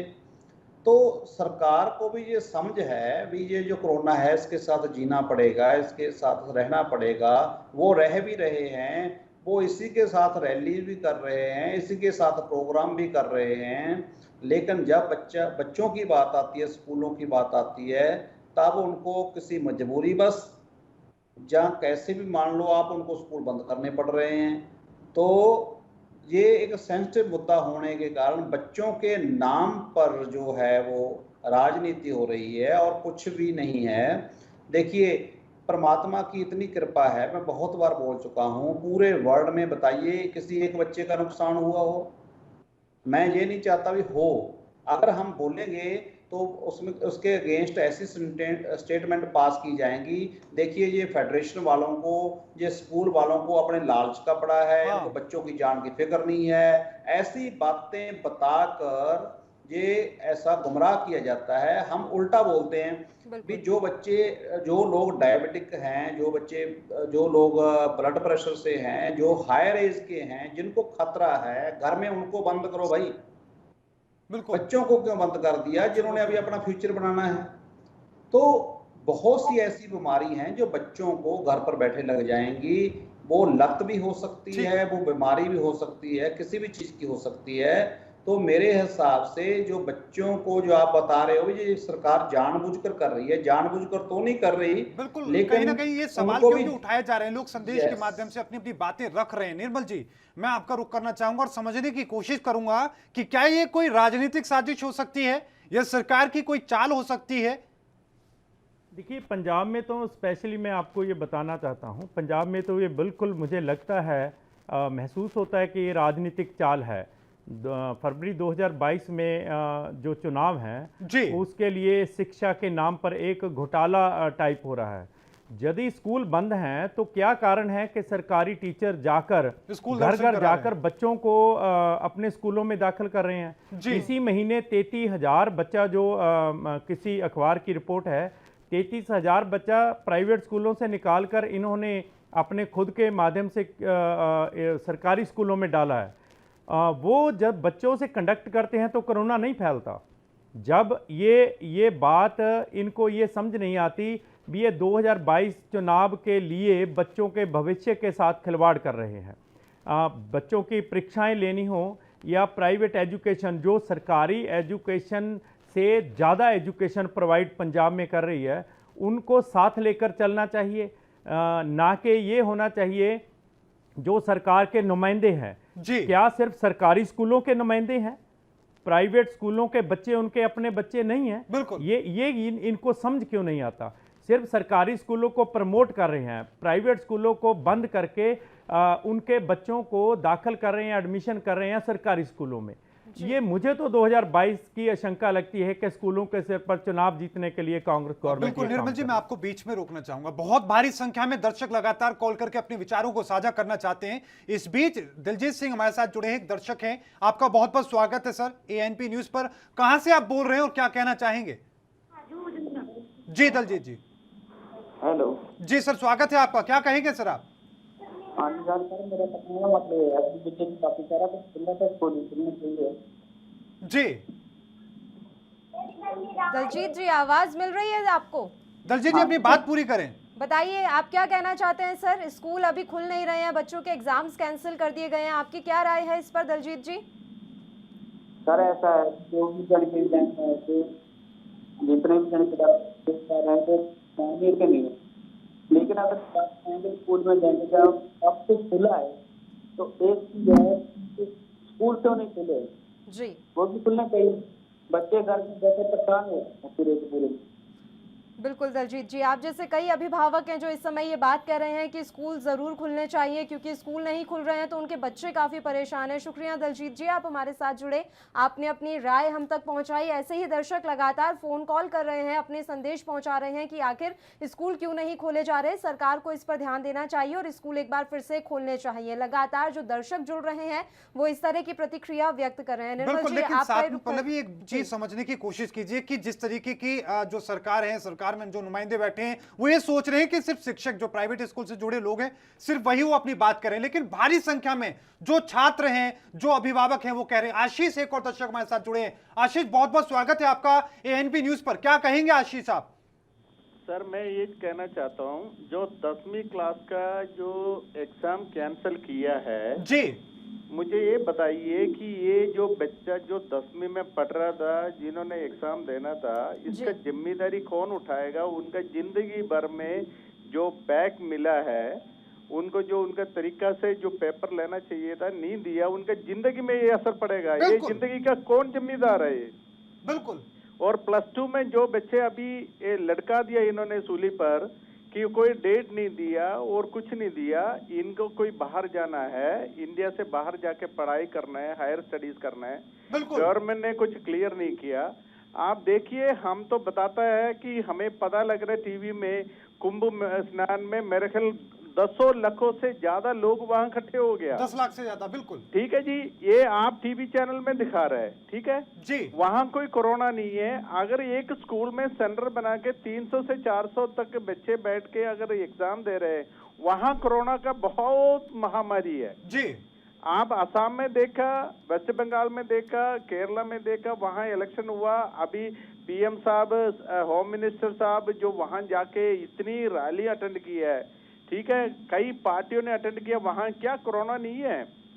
ये क्या बच्चों के साथ ये क्यों भेदभाव ऐसे कर रहे हैं कि जिन्होंने कल तक सीबीएसई का जो रवैया था या गवर्नमेंट ऑफ इंडिया का रवैया था कि सीबीएसई का एग्जाम आज पर शेड्यूल्ड हो जाएगा, और बहुत ही प्रिकॉशंस ले रहे हैं, सारे कुछ कर रहे हैं। एक ही रात में जब इनका इलेक्शन का सारे कुछ खत्म हो गया, एक ही रात में कोरोना बढ़ गया क्या? बिल्कुल। ये बच्चों को जो एक साल में जो जिंदगी खराब कर रहा है, ये एक बच्चों का एक की लाइफ में एक बार 10वीं क्लास का पेपर आता है, एक ही बार 12वीं का पेपर आता है। ये सभी उनका साइकोलॉजी में, इनका लाइफ में, जिंदगी में परिवर्तन लेके आएंगे तो कौन जिम्मेदार है? क्या स्कूल वाला जिम्मेदार है, या सेंट्रल गवर्नमेंट जिम्मेदारी है ले रहे, या स्टेट गवर्नमेंट जिम्मेदारी ले रहे, या सीबीएसई जिम्मेदारी ले रही है, और या आईसीएसई बोर्ड जिम्मेदारी ले रहे हैं, पंजाब बोर्ड ले रहे हैं, स्टेट बोर्ड ले रहे हैं? कौन जिम्मेदारी ले रहे हैं? बिल्कुल बिल्कुल। बच्चों का जिंदगी क्यों बर्बाद कर रहे हैं? आप ये पूछ लिए ना इनसे। बिल्कुल, हम लगातार ये मुद्दा उठाते आए हैं आशीष, और अभी ये मुद्दा हम उठा रहे हैं कि क्या कुंभ से कोरोना नहीं फैल रहा है? बच्चों को अगर हम स्कूल भेजेंगे तो कोरोना फैल जाएगा। आशीष, आपने बहुत अच्छी बातें यहाँ पर रखी हैं। आप मानते हैं कि निजी स्कूल एकदम सही प्रबंधन इस समय कर चुके हैं, लेकिन सिर्फ सरकार की इच्छा शक्ति की कमी है, इसलिए बच्चों को स्कूल नहीं भेजा जा रहा है, जबकि स्कूलों की तरफ से सारी सुविधाएं और व्यवस्था की गई है। आशीष मैम जी, मैं एक और बात बताना चाहता हूँ जी। क्या सिर्फ ये स्कूलों में ही कोरोना आ रहा है? बिल्कुल। और ये कौन जिम्मेदारी लेगा कि ऐसे ये क्या मतलब 200 बच्चे इनके पास, अगर 10 लाख 20 लाख टोटल स्टूडेंट्स अगर पेपर दे रहे हैं, इनका इंतजामात अगर गवर्नमेंट के पास नहीं है तो ये 140 करोड़ लोगों को कैसे संभालेंगे? बिल्कुल, मुझे जवाब दे दिया गवर्नमेंट। बहुत महत्वपूर्ण सवाल। हाँ जी, बिल्कुल बिल्कुल। अगर 10 लाख 20 लाख का बच्चों का पेपर कंडक्ट नहीं कर पाता तो ये प्रधानमंत्री जी, दूसरे मिनिस्टर कहते हैं 140 करोड़ का जो आबादी को, मैं चौकीदार है, मैं प्रधानमंत्री है, मैं मिनिस्टर है, ये कौन कैसे संभालेंगे इंडिया को? बिल्कुल, ये बहुत आश्चर्यजनक बात है। ये मुद्दा उठाना चाहिए। मुझे ये भी आश्चर्य हो रहा है कि दूसरे कोई चैनल इसी बारे में कोई बात ही नहीं कर रहे। बिल्कुल बिल्कुल। कोई चैनल, नेशनल न्यूज चैनल है, स्टेट जो रीजनल न्यूज चैनल है, कोई भी ये इसी बातों को उठा ही नहीं रहे। बिल्कुल आशीष जी, देश के प्रधानमंत्री को क्या संदेश देंगे आप, क्या बोलेंगे? स्कूल का जो एग्जाम जो कैंसिल किया वो जल्दी से जल्दी हर इंतजामात के साथ कंडक्ट कराना चाहिए, ताकि वो बच्चों के जिंदगी में कोई खिलवाड़ ना हो जाए, और सारे कुछ जो हैगा अपनी अपनी तरीका से ये मतलब प्रिकॉशंस लेके एग्जाम कंडक्ट करना चाहिए और स्कूल को खुलवाना चाहिए। ये मेरा अपील है। बहुत बहुत धन्यवाद आशीष हमारे साथ जुड़ने के लिए। तो आशीष अभिभावक जुड़े, उनकी बातें आपने सुनी, वो जो दुख उनका है वो आवाज में आपने महसूस किया होगा, यही लाखों करोड़ों लोगों के मन में है। एक और दर्शक हमारे साथ जुड़े हैं, जगतार, आपका बहुत बहुत स्वागत है एएनपी न्यूज पर। जगतार, क्या कहेंगे आप? जगतार की आवाज मिल रही है आपको? जगतार की आवाज हम तक नहीं पहुंच रही। जगतार, आप फिर से कॉल करके अपने विचारों को रख सकते हैं। लगातार तीनों मेहमान हमारे साथ बने हुए। निर्मल जी, सबसे पहले रुख में आपका करना चाहूंगा, आपने अभिभावकों की बात सुनी, इससे पहले छात्र की आपने बात सुनी, वो दुख जो दर्द है उस महसूस किया सर आपने? दर्द तो मैं खुद भी महसूस कर रहा हूं कि इस साल मेरा बच्चे ने +2 की परीक्षाएं देनी थी जी, और मैं उसका दर्द खुद महसूस करता हूं एज ए पेरेंट्स जी। मैं स्कूल प्रबंधक के तौर पर भी आपके साथ हूं और एक पेरेंट्स के तौर पे भी आपके साथ बिल्कुल। हूं। जो मुझे दर्द हो रहा है, मैं अपने बच्चे को बोल रहा हूं कि आपके एग्जाम है, वो बोल रहा है पापा मेरे एग्जाम कहाँ है, मैंने तो ऐसे ही पास हो जाना है। उसकी साइकोलॉजी में जो ये बसा है, वो मेरा बच्चा +2 पास करेगा, सारी जिंदगी के लिए एक बात वो कहलाएगा कि +2 की विद कोरोना, +2 आपने की विद कोरोना, मैं और लोगों को क्या जवाब दूंगा। वो आगे पढ़ना चाहता है, वो आगे जिंदगी में और उसकी इच्छाएं हैं वो कैसे पूरी होंगी। दूसरी बात, निर्मल जी हम आपकी बात सुनेंगे सर। एक और दर्शक इस समय हमारे साथ जुड़ गए, मैं तुरंत आपके पास ही लौटूंगी। राजेंद्र इस समय हमारे साथ जुड़ गए, एक बार रुख कर लेते हैं। राजेंद्र, आप तक हमारी आवाज पहुंच रही है, आप अपनी बात बताइए, आपको क्या लगता है स्कूल दोबारा खुलने चाहिए या नहीं, और परीक्षाओं को लेकर आपकी क्या राय है? जी, सब तो पहला मैं ANB का बहुत बहुत शुक्रगुजार हैं जी, क्योंकि दो महत्वपूर्ण ਜਿਹੜੇ ਵਿਸ਼ੇ ਨੇ ਸਿਹਤ ਤੇ ਸਿੱਖਿਆ ਦੇ ਬਾਰੇ ਦੇ ਵਿੱਚ ਜਿਹੜਾ ਤੁਸੀਂ ਲਗਾਤਾਰ ANB ਦੇ ਉੱਤੇ ਚਰਚਾ ਕਰਦੇ हैं, ये ਸਾਡੇ ਲਈ बहुत जरूरी है। बिल्कुल, हाँ जी, ये हमारे लिए भी जरूरी है राजेंद्र की शिक्षा पर ध्यान जरूर जाए। आप अपनी बात जारी रखिए, बताइए स्कूल दोबारा खुलने चाहिए या नहीं? बिल्कुल स्कूल जी खुलने चाहिए, क्योंकि 2020 मार्च ਦੇ ਵਿੱਚ ਵੀ ਇਹ कोरोना करके स्कूल बंद करते ਸੀ जी। ਹੁਣ ਫੇਰ 2021 ਆ ਗਿਆ, ਉਹੀ ਮਾਰਚ ਦਾ ਮਹੀਨਾ ਆ ਗਿਆ, ਫੇਰ ਸਕੂਲ ਬੰਦ ਕਰਤੇ। ਕੀ ਇਹ ਹੱਲ ਹੈ ਵੀ ਜਿਹੜਾ ਬੱਚਿਆਂ ਨੂੰ ਇਸ ਤਰ੍ਹਾਂ ਦੇ ਨਾਲ ਅਸੀਂ ਘਰੇ ਬਿਠਾ ਦਈਏ? ਬਿਲਕੁਲ ਬਿਲकुल, ये कोई हल नहीं है। ਬੱਚਿਆਂ ਦਾ ਇਹ ਕੋਈ ਹੱਲ ਨਹੀਂ ਹੈ ਵੀ ਅਸੀਂ ਇਸ ਤਰੀਕੇ ਦੇ ਨਾਲ ਇਹਨਾਂ ਨੂੰ ਘਰੇ ਬਿਠਾ ਕੇ ਰੱਖ ਲਈਏ। ਜੀ ਬਿਲਕੁਲ। ਬੱਚੇ ਜਿੰਨਾ ਚਿਰ ਸਕੂਲ ਦੇ ਵਿੱਚ ਨਹੀਂ ਜਾਂਦੇ ਹੈਗੇ, ਆਪਣੇ ਸੰਗੀ ਸਾਥੀਆਂ ਦੇ ਨਾਲ ਉਹ ਆਪਣਾ ਵਿਚਾਰ ਵਟਾਂਦਰਾ नहीं करते, ਉਹਨਾਂ ਦਾ ਮਾਨਸਿਕ ਲੈਵਲ ਹੀ ਉੱਚਾ नहीं ਹੁੰਦਾ ਹੈਗਾ। बिल्कुल राजेंद्र, बच्चों को स्कूल भेजना चाहिए, ये बात आपकी 100% सही है और हम यही कोशिश कर रहे हैं कि सरकार तक ये बातें जरूर पहुंचे। शुक्रिया राजेंद्र, आप हमारे साथ जुड़े अपनी राय हम तक पहुंचाने के लिए, और कुछ तस्वीरें हम कुंभ की आप तक पहुंचा रहे हैं और ये सवाल हम उठा रहे हैं कि क्या आपदा प्रबंधन का नियम कुंभ मेले पर लागू नहीं हो सकता। देखिए ये बात साफ है कि इस तरह से कुंभ पर अगर हम सवाल उठाएंगे तो कहीं ना कहीं हमें ही हिंदू विरोधी करार दिया जाएगा, लेकिन ऐसा नहीं है। जो जायज है वो जायज है। सवाल यही है, ये कुंभ की तस्वीरें, आप शाही स्नान की ये तस्वीरें हैं, यहाँ 10 लाख की संख्या में लोग एकजुट हुए।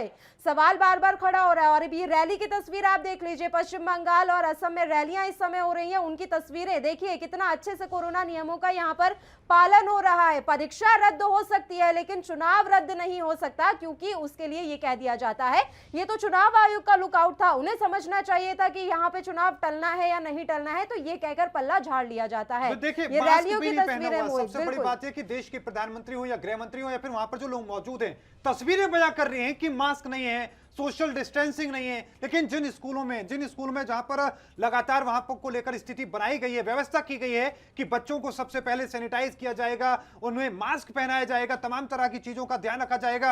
निर्मल जी, रुख में आपका करना चाहूंगा, आपने अभिभावकों की आप बात सुन रहे हैं और ऐसे अभिभावकों को सलाम करता है ANB न्यूज, जो अपने बच्चों को लेकर इतने जो परवाह दिखाते हैं, वो अपनी आवाज उठा रहे हैं।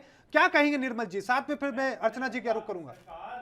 के साथ ये क्वेश्चन उस सरकार को करना चाहता हूं जी कि बच्चों की कब उन्होंने बहुत अच्छे से उन्होंने पालना की है। जी, बच्चों की पालना, मैंने अपने बच्चे की पालना मैंने की है जी, और मुझे हक होना चाहिए कि मैंने स्कूल उसको भेजना है या नहीं भेजना, ये पेरेंट्स पर छोड़ देना चाहिए कि वो बच्चे को चाहे स्कूल भेजें और ना भेजें। निर्मल जी देखिए, ये मैं इस पर एक आपसे सवाल लूंगी सर, ये बताइए कि क्या ये बात सही है कि जिस तरीके से आप अलग अलग चीजों के लिए लोगों से राय लेते हैं, क्या सरकार ने अभिभावकों और स्कूलों से राय ली है कि भाई हमें परीक्षाएं रद्द करनी चाहिए या नहीं, या फिर अपने बिहाफ पर उन्होंने बस लागू कर दिया कि ठीक है हमने तो परीक्षाएं स्थगित कर दी? क्या राय ली गई है? जवाब लेंगे, लेकिन उससे पहले एक और दर्शक हमारे साथ जुड़े हैं, भारी संख्या में लगातार दर्शक जुड़ रहे हैं, अपने विचारों को रख रहे हैं। बलविंदर सिंह हमारे साथ जुड़े हैं, आपका बहुत बहुत स्वागत है बलविंदर ANB न्यूज पर। क्या कहेंगे आप?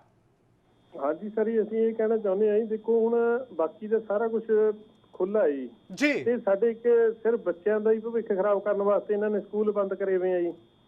ਕਰੋਨਾ ਕਿੱਥੇ ਹੈ ਜੀ?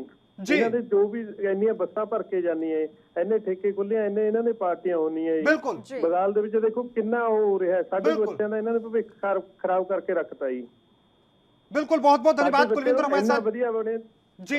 ठीक है जी, बिल्कुल, बहुत बहुत धन्यवाद हमारे साथ जुड़ने के लिए, अपने विचारों को साझा करने के लिए। अर्चना जी, जिस तरीके से आपने सुना, निर्मल जी भी अपनी बात कह रहे थे, साथ में आपने दर्शकों की बात सुनी, अभिभावकों की आपने बात सुनी, क्या कहेंगी मैम, जो तड़प आप देख रहे हैं लोगों के मन में?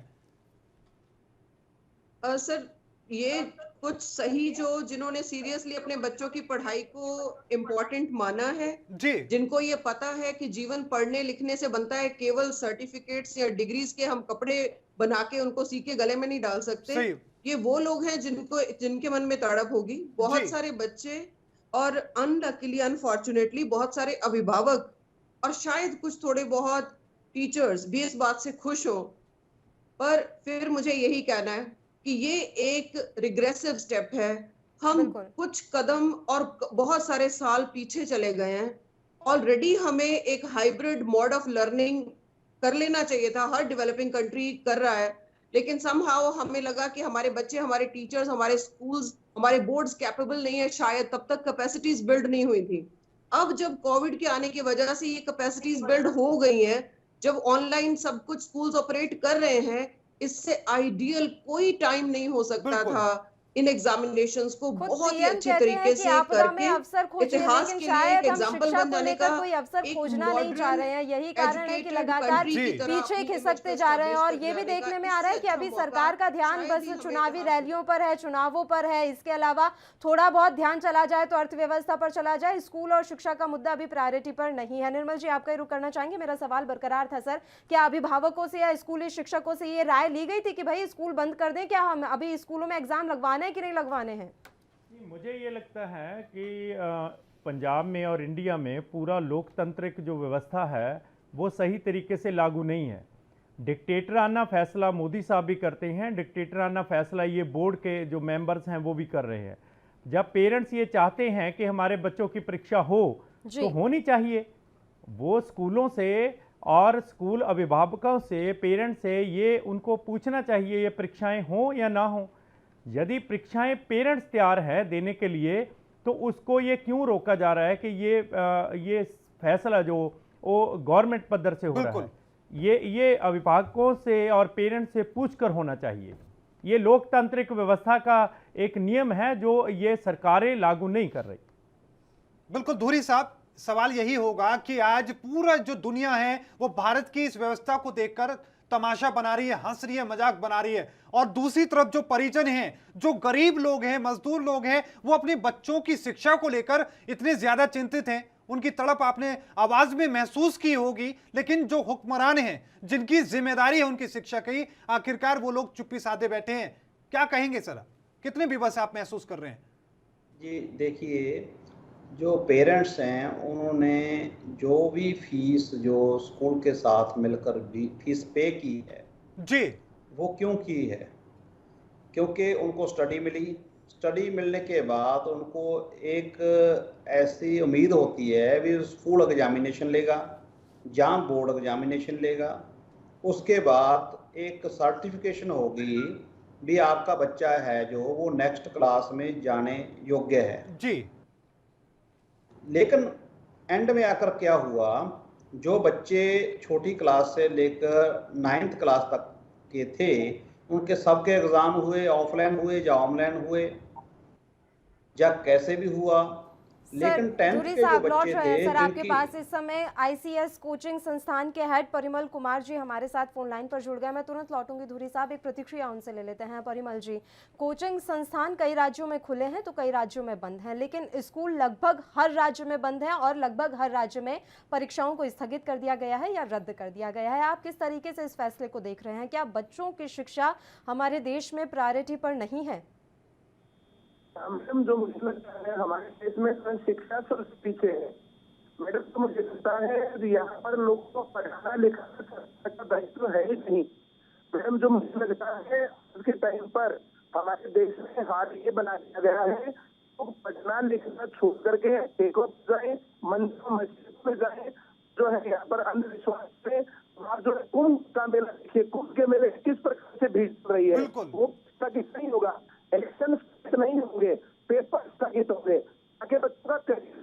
होगा? लोग कहेंगे लिखेंगे, नहीं तो फिर किस प्रकार से बात बनेगी?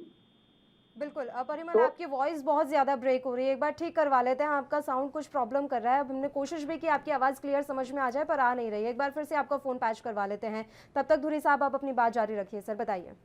ये एक 10+ इको प्लीज कम करवा जी सर करवा रहे हैं।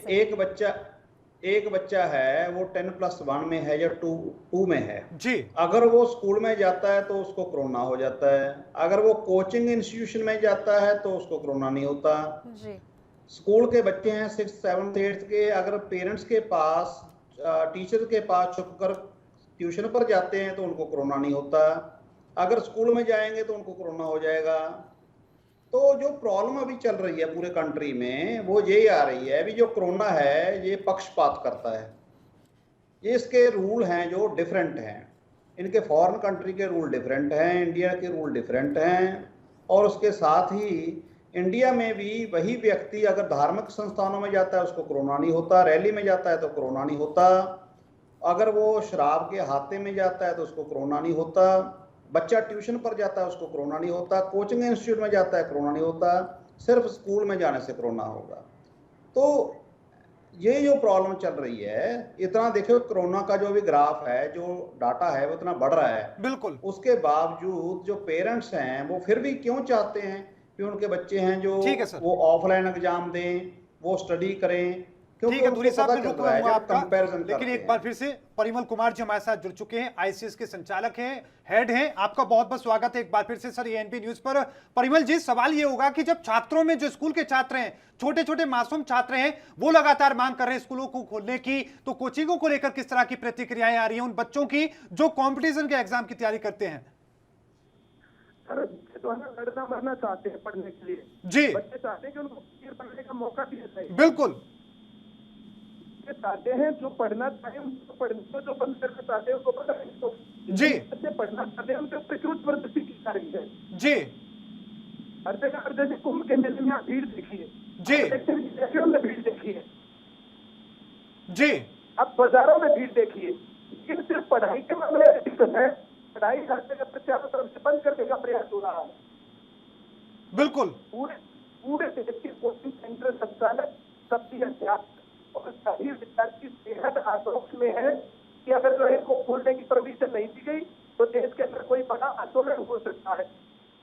परिमल जी, आंदोलन से आपके एक सवाल और मेरा होगा कि जिस तरीके से हमने देखा कि कुछ दिनों पहले ही आंदोलन किया भारी संख्या में तमाम छात्रों ने जो तैयारी कर रहे हैं, अब उस आंदोलन का नतीजा तो नहीं, किस तरह की कार्रवाई की गई, इस तरीके से कदम उठाया सरकार ने? देखिए तो सरकार से बेहद इस प्रकार का जो गैर जिम्मेदाराना व्यवहार आती है और कोई सुनवाई नहीं हो रही है। दिल्ली के बॉर्डर पर आप देखिए चारों तरफ किसान बैठे हैं। अभी बिहार में ये सेंटर बंद करने के विरोध में छात्रों ने वहाँ पर 20-20 हजार छात्रों ने जो रैली की है, वहाँ पर प्रदर्शन किया है। सरकार के काम पर नहीं देख रहा है, पूरे देश के आक्रोश में है। अगर कहीं से चिंगारी भड़कती है तो ये बहुत बड़ा आंदोलन पर रूप लेगा, पूरे देश के अंदर हालत खराब हो। शिक्षा के लिए आंदोलन होना भी चाहिए, इसमें कोई गलत बात नहीं है। शिक्षा बहुत जरूरी है और इसके लिए अगर आंदोलन होता भी है तो ये बहुत ही सही होगा। शुक्रिया परिमल जी, आप हमारे साथ जुड़े तमाम चर्चा के लिए। निर्मल जी, आपका रुख करना चाहेंगे। बताइए सर, आपने परिमल कुमार जी की भी बातों को सुना, वो कह रहे हैं कि हो सकता है कि आने वाले समय में कोई बड़ा आंदोलन छिड़ जाए। अगर इसी तरीके से परिस्थितियां बनी रही तो लोग मजबूरन सड़कों पर उतरेंगे ही और शिक्षा की अलग जगाएंगे ही। हमारे 70 से 90% पेरेंट्स है जो हमारे साथ आंदोलन के लिए तैयार है जी। यदि 30 के बाद और इन दिनों में फैसला अगर नहीं आता, मैं धूरी साहब से भी रिक्वेस्ट करूंगा कि हम जैसे पहले हमने एक बड़ा आंदोलन जो रेखांकित किया था उसको दोबारे हम उलीकेंगे और इस गवर्नमेंट के खिलाफ, सेंट्रल गवर्नमेंट और पंजाब गवर्नमेंट के खिलाफ एक बड़ा आंदोलन छेड़ेंगे। यदि शिक्षा के लिए आपको कुछ गवर्नमेंट के नियमों को उल्लंघन भी करना पड़े तो हम करेंगे। यदि लोकतांत्रिक देश में लोगों की नहीं सुनी जाएगी तो जो हाल इस समय मोदी के जो खेती कानूनों के बारे में हो रहा है, वही स्कूलों के बारे में उतना ही बड़ा आंदोलन छेड़ा जाएगा।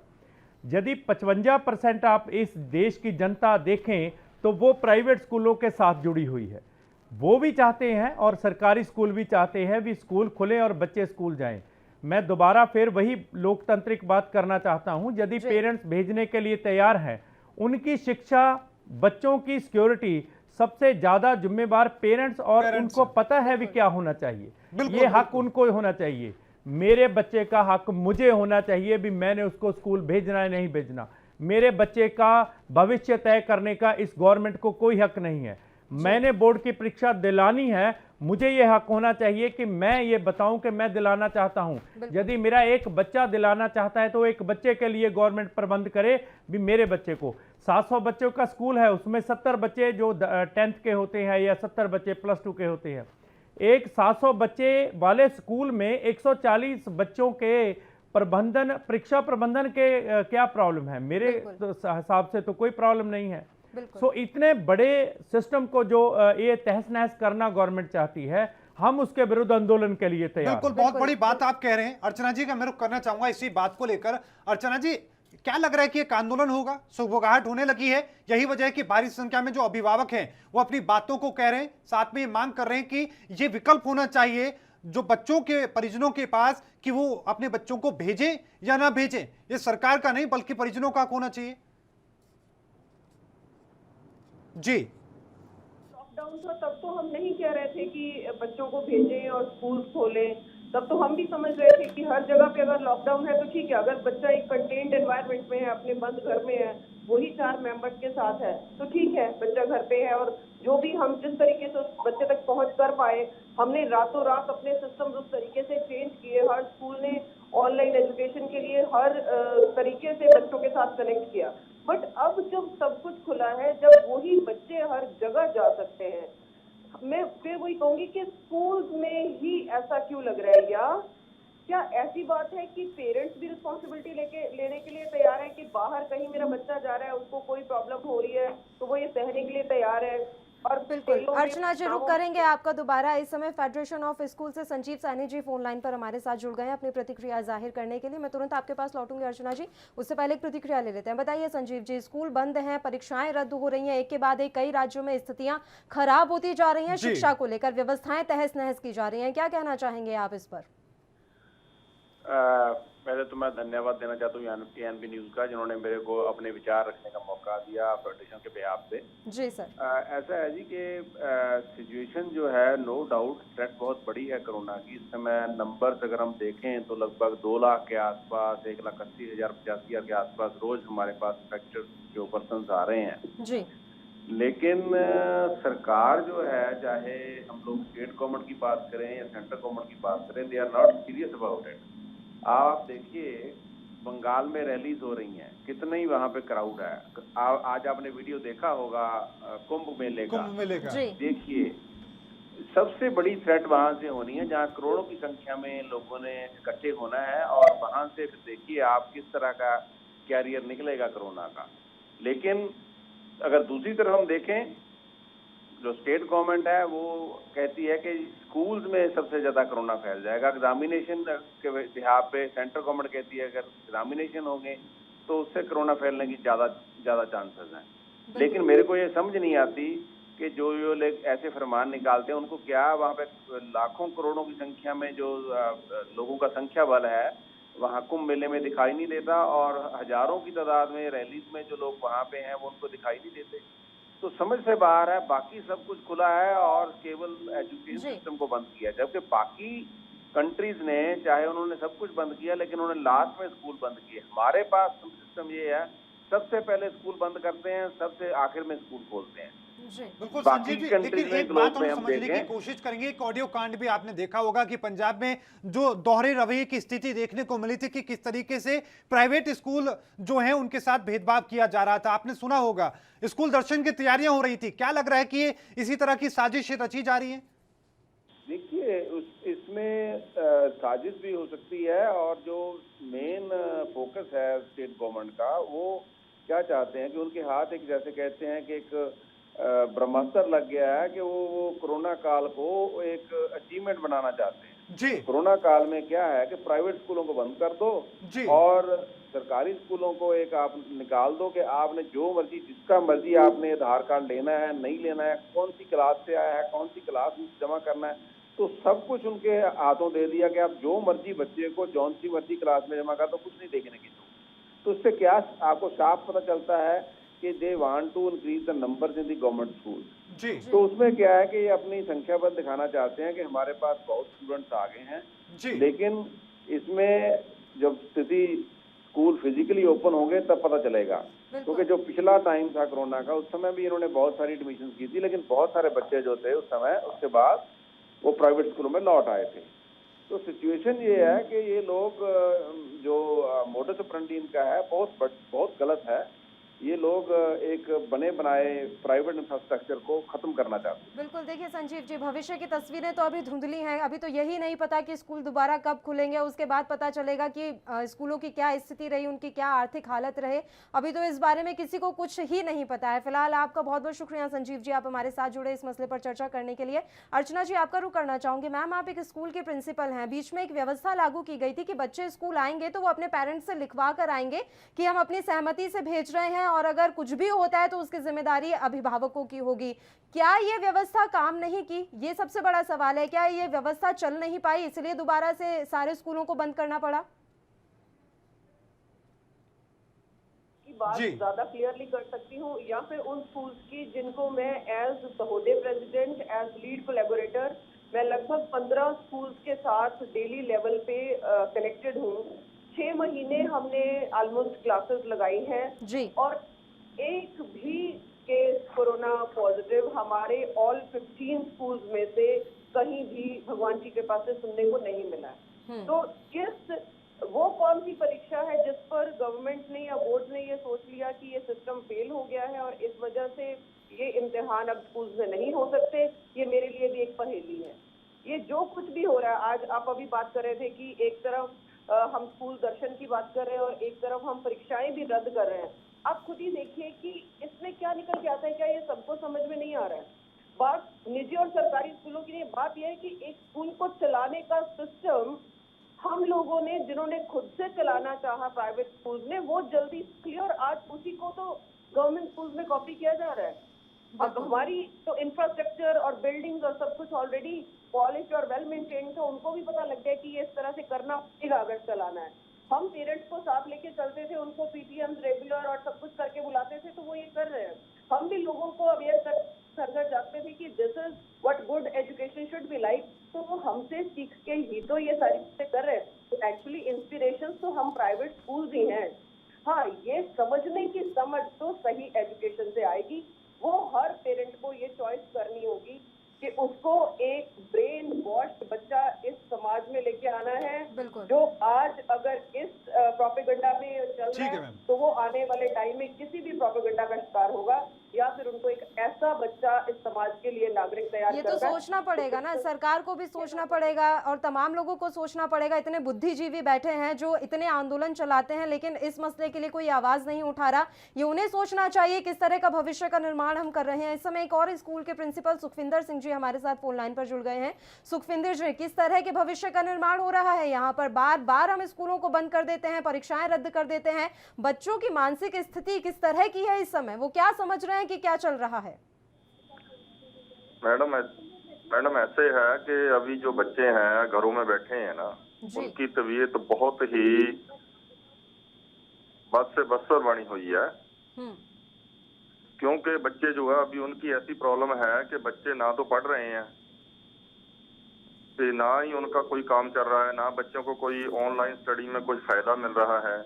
तो सेकंड ये भी है कि अभी देखो ना, आनंदपुर साहब से मैं बोल रहा हूँ जी। आनंदपुर साहब में कुछ दिन पहले, 15 दिन पहले बहुत बड़ा होला मोहल्ला हुआ जो हमारा कौमी त्योहार होता है जी। उसके बाद अभी बैसाखी हुई है। बैसाखी में जहाँ पे तकरीबन जो आप, मैं झूठ ना बोलूं तो जहाँ से 15 से 20 किलोमीटर तक जाम लगा रहा जी। 15 दिन पहले होला मोहल्ला होता है। ऐसे कोई भी जहाँ पे आनंदपुर साहब में कोई भी कैजुअलिटी नहीं होती कि जहाँ के लोगों को, अभी बच्चे सभी के सभी मेले में जा रहे हैं जी। ये वो स्कूलों में चले जाएंगे, क्या उनको कोई प्रॉब्लम आ जाएगी? मेले में वो जा रहे हैं, बाजार में वो जा रहे हैं, तो सभी जगह जो है बच्चे जड़े हैं वो हर एक जगह में पार्टिसिपेट कर रहे हैं। और आज भी देखिए बैसाखी के बाद आज भी गाड़ियों की गाड़ियां भर के जहाँ पे आ रही है। उसके आगे अभी और 15-20 दिन के बाद जहाँ से 400 साल गुरु तेग बहादुर जी का मनाना, जिसमें भारत सरकार ने भी इसमें अपना जो है पेश होना है। तो आप देखिए कि जो मेले तो आप करा रहे हैं तो बच्चों को आप शिक्षा में पीछे लेके जा रहा है। ये सरकार की नीति और नीयत में फर्क लगता है कि जैसे ये सरकार जो है अपनी बातों से लोगों को गुमराह करके, जैसे अभी देखिए आज प्रधानमंत्री जी ने शिक्षा मंत्री से बात की है, जैसे शिक्षा मंत्री को ये अधिकार नहीं है कि वो इसके लिए कोई भी पूरी तरीके से ध्यान से इसकी जांच करे भी क्या हो सकता है। वो प्रधानमंत्री ने बोला कि इसको कैंसिल कर दो तो कैंसिल कर दो। ऐसे में हमारे पंजाब में भी ऐसे ही हो रहा है कि हमारे शिक्षा मंत्री जी हमारे मुख्यमंत्री से पूछते हैं सर बोलिए क्या करना है, क्योंकि वो कहते हैं कैंसिल कर दीजिए कैंसिल कर दीजिए। सारा कुछ एक पॉलिटिकली मोटिवेटेड है। इसके लिए हम नहीं चाहते कि जो सरकार ऐसे करती है तो लोगों को इसके लिए अवेयर होना पड़ेगा। बिल्कुल, लोगों को अवेयर होना पड़ेगा क्योंकि सरकारें दोहरा रवैया अपना रही हैं। नीति और नियत में अंतर साफ तौर पर नजर आ रहा है। सुखविंदर जी, शुक्रिया अदा करना चाहूंगी आप हमारे साथ जुड़े। निर्मल जी, आपका आखिरी कमेंट चाहूंगी इस मसले पर, क्योंकि अब समय की भी काफी कमी रह गई है हमारे पास, तो एक कमेंट इस मसले पर आपका। नहीं, मुझे तो यही कहना है यदि पेरेंट्स को कोरोना हुआ तो वो घर में जाएंगे, बच्चों को नहीं होगा। ये कौन सा रूल है? भी मैं बाहर घूम रहा हूं और मैं घर में जा रहा हूं और मेरे को कोरोना हुआ तो मेरे बच्चों को कोरोना नहीं हुआ। बिल्कुल, ये कौन इसका जिम्मेवार है? तो मुझे तो सीधे तौर पर ये जो गवर्नमेंट है वो शिक्षा के पद्धर को पंजाब में भी और पूरे इंडिया में भी बहुत पीछे धकेलना चाहती है, वो सरकारी स्कूलों में हो प्राइवेट स्कूलों में हो। पंजाब में तो ये बहुत बड़ी एक बेईमानी मुझे लगती है जो सरकारी स्कूलों में सरकारी स्कूलों के नुमाइंदे के और मालिक के रूप में जो गवर्नमेंट काम कर रही है, प्राइवेट स्कूलों को ऐसे काम कर रही है किसी और स्टेट के हो और देश से आए हुए बच्चे और स्कूल हों ऐसे ट्रीट कर रही है। बिल्कुल, मुझे लगता है यदि यही रवैया गवर्नमेंट का रहा तो हम बड़े आंदोलन के लिए जाएंगे और गवर्नमेंट को ये सीधे तौर पर कहेंगे यदि ये ना हुआ तो बच्चों का भविष्य आप तो सुरक्षित नहीं रख सकते, कम से कम हमें उसके लिए काम जो करना पड़ेगा। बिल्कुल, धुरी साहब कुछ कहना चाह रहे हैं, बताइए धुरी साहब। जी देखिए, पहली बात तो ये है हमें फख्र है इस बात का कि हम अपने कंट्री के लिए, अपने पंजाब के लिए बहुत कंट्रीब्यूट कर रहे हैं जी। एजुकेशन में भी कर रहे हैं, एम्प्लॉयमेंट में भी कर रहे हैं। और जैसे अर्चना जी ने बताया कि गवर्नमेंट हमें कॉपी कर रही है तो हमें फ़ख्र है। देखिए, गवर्नमेंट स्कूल्स हैं जो वो अच्छा परफॉर्म करेंगे तो बहुत लोगों को फ्री एजुकेशन मिलेगी। लेकिन देखिए, हमें फ़ख्र इस बात का है भी आज मिनिस्टर से लेकर गवर्नमेंट सभी एम्प्लॉइज़ के बच्चे हमारे पास पढ़ रहे हैं। हमें इस बात का भी फ़ख्र है भी जो हमारे पास टीचर्स हैं वो इतनी मेहनत से काम करते हैं कि जो गवर्नमेंट के ऑफिसर्स हैं, प्लीज़ इको कम करवा दीजिए। जी जी जी सर। जो गवर्नमेंट के ऑफिसर्स हैं, खुद टीचर्स हैं, वो हम पर विश्वास करते हैं, वो काम गवर्नमेंट का करते हैं, विश्वास हम पर करते हैं भी ये लोग हैं जो ये डेडिकेटेड हैं। देखिए, मैं एक ऐसी बात आपके सामने रखने जा रहा हूँ, जो पंजाब में 80% स्कूल्स हैं प्राइवेट, उनकी फीस स्ट्रक्चर है जो वो इतनी है भी एक बच्चे का, हम वो लोग हैं जो 50 रुपए से लेकर 100 रुपए पर डे में काम करते हैं।